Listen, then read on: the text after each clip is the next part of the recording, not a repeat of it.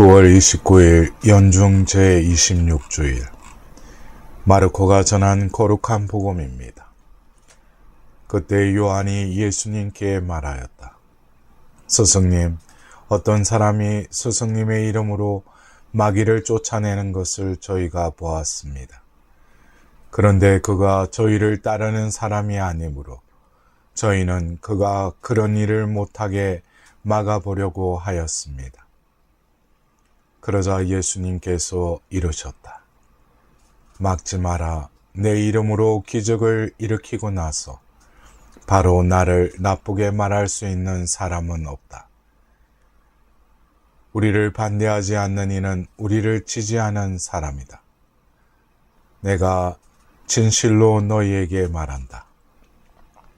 너희가 그리스도의 사람이기 때문에 너희에게 마실 물 한 잔이라도 주는 이는 자기가 받을 상을 결코 잊지 않을 것이다. 나를 믿는 이 작은 이들 가운데 하나라도 죄짓게 하는 자는 연자매를 목에 걸고 바다에 던져지는 편이 오히려 낫다. 내 손이 너를 죄짓게 하거든 그것을 잘라버려라. 두 손을 가지고 지옥에 그 꺼지지 않는 불에 던져지는 것보다 불구자로 생명에 들어가는 편이 낫다. 내 발이 너를 죄짓게 하거든 그것을 잘라버려라. 두 발을 가지고 지옥에 던져지는 것보다 절름발이로 생명에 들어가는 편이 낫다. 또 내 눈이 너를 죄짓게 하거든 그것을 빼 던져 버려라. 두 눈을 가지고 지옥에 던져지는 것보다 외눈박이로 하느님 나라에 들어가는 편이 낫다. 지옥에서는 그들을 파먹는 구더기도 죽지 않고 불도 꺼지지 않는다. 사랑하는 형제자매 여러분, 오늘은 연중 제26주일입니다. 우리가 살고 있는 이 사회에서 겪는 갈등 중에 한 원인으로 편가르기를 꼽는 이들이 많습니다. 오늘 독서와 복음 역시 편가르기 문제를 다루고 있습니다.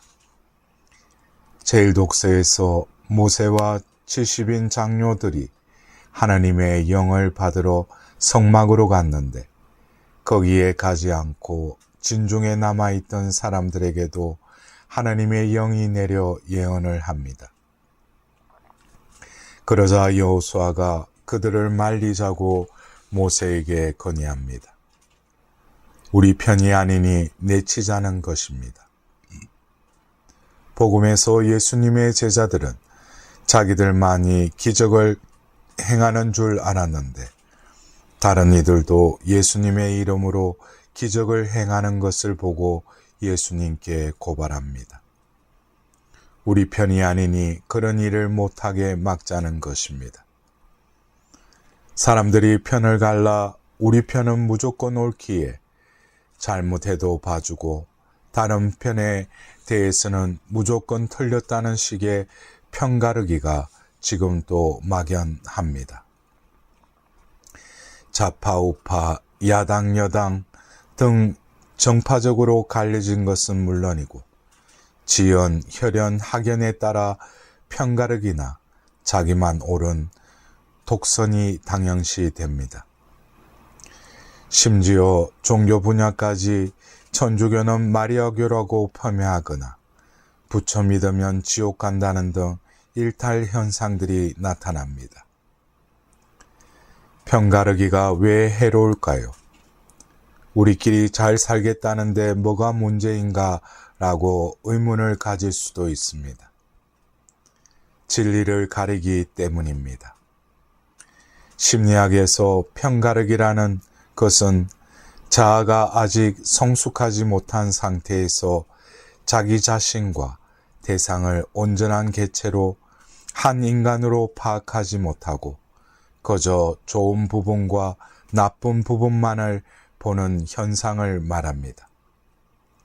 즉 편가르기는 어린 시절 철없는 아이들이나 하던 짓인데 어른이 되었어도 내 편, 네 편 따지는 원인은 미성숙했기 때문입니다. 사람을 전체로 보지 못하고 좋은 부분, 나쁜 부분으로 편을 가르면 독성과 편견에 빠지게 됩니다.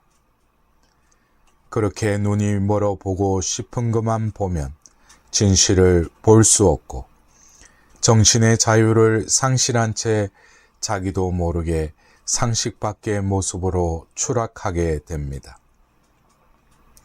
그 결과 내 편은 무조건 옳고 상대편은 무조건 틀리다는 이분법적 사고의 노예가 됩니다. 편가르기를 하느님께서는 어떻게 보실까요? 제1독서에서 성막에 가지 않고 하나님의 영을 받은 이들을 제재하자는 여호수아의 편가르기 주장에 모세는 너는 나를 생각하여 시기하는 것이냐? 차라리 주님의 온 백성이 예언자였으면 좋겠다라고 하나님의 너그러우심을 전합니다. 복음에서 제자들이 자기 편이 아니면서도 예수님의 이름으로 기적을 행하는 이들을 막으려 하자 예수님께서는 막지 마라. 우리를 반대하지 않는 이는 우리를 지지하는 사람이다라고 모두를 포용하시는 큰 마음을 보여주십니다. 인간의 편가르기와 달리 하느님은 자유롭기만 하십니다. 바람이 자기가 불고 싶은 대로 불듯 하느님의 영은 원하시는 대로 내리십니다. 편가르기는 자유롭고 너그럽게 모두를 품어주시는 하느님께 나아가는데 큰 장애물입니다. 정파나 출신에 따라 편을 가르고 울타리를 치고 자기들만 옳고 상대는 제거해야 할 악으로 간주하는 이분법은 하느님으로부터 우리를 멀어지게 합니다. 현실적으로 어떻게 정치 성향, 인종, 빈부, 남녀 등의 문제에 의견이 다른 사람을 편가르지 않고 받아들일 수 있을까요? 스캇 솔즈는 선에 갇힌 인간, 선 밖의 예수라는 책에서 편가르기를 넘어서는 것을 선 밖으로 나가는 여행이라며 예수님과 함께 그 선을 넘어설 제안을 합니다. 그러기 위해 새로운 관점과 시각이 필요합니다. 편을 가르는 세계관, 이분법적인 사고가 아닌 성경적 세계관이 필요합니다. 인간은 내 편, 네 편의 선에 갇혀 있지만 주님은 진리와 자유로 선 밖에 계십니다. 신앙인은 편을 가르는 선을 뛰어넘기 위해 그는 예수님이 우리 편이신가 묻지 말고 우리가 그분의 편인가를 자문해 보라고 제언합니다. 자신이 중심이 되어 주님까지 자기 편으로 만들려고 하는 신앙은 편가르기의 감옥에 우리를 묶어두지만 주님이 중심이 되어 내가 주님 편에 되면 편가르기의 이분법을 넘어서서 주님과 함께 세상을 보는 새로운 시야가 열리게 됩니다. 편가르기의 이분법을 넘어서서 주님과 함께 세상을 바라봅시다. 그 눈이 열릴 때에는 상대방의 다름을 인정할 줄 알고 또한 그 다양함 속에서도 그들의 장점을 또한 볼 수 있는 눈이 열릴 것입니다. 편을 갈라놓은 담이 허물어지고 독선에 눈먼 인간의 자유를 진리로 이끌어가며 서로를 이해하고 존중하게 될 것입니다. 명심할 점은 우리가 편가르기를 일삼는다면 우리 편이 더 좋아지는 것이 아니라 우리 눈이 멀어 마음의 자유를 잃어버리는 불행에 이른다는 것입니다. 자신과 다르다고 남을 미워한다면 자신뿐만 아니고 남을 죄짓게 할 수도 있습니다. 예수님께서는 오늘 말씀 끝에 남을 죄짓게 하느니 연자매를 목에 걸고 바다에 던져지는 편이 오히려 낫다라고 하시며 손이든 발이든 너를 죄짓게 하거든 그것을 잘라버리고 눈이 죄짓게 하거든 그것을 빼던져 버리라고 혹독하게 들리는 말씀을 하십니다. 말씀대로 할 경우 자신을 돌아보면 성하게 남아있는 부분이 없을 것입니다. 실제로 죄를 지었지만 회심하는 이들에게 단 한 차례도 눈을 뽑거나 손을 자르라고 요구하신 적이 없는 분이 어찌 이렇게 험하고 극단적인 말씀을 하실까요? 손발이 잘리고 두 눈을 빼버릴수라도 지켜야 할 가치가 있기 때문입니다. 그 가치는 하느님의 모상으로 만들어졌기에 하느님을 닮은 인간의 존엄성입니다.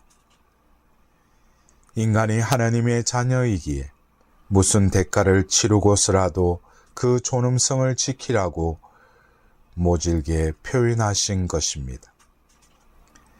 예수님은 손발을 잘라서가 아니라 두 눈을 뽑아서가 아니라 십자가상에서 당신의 목숨을 내어주시어 우리의 품위를 지켜주십니다. 바로 이 말씀은 당신의 사랑으로 우리를 초대하시는 말씀이기도 합니다.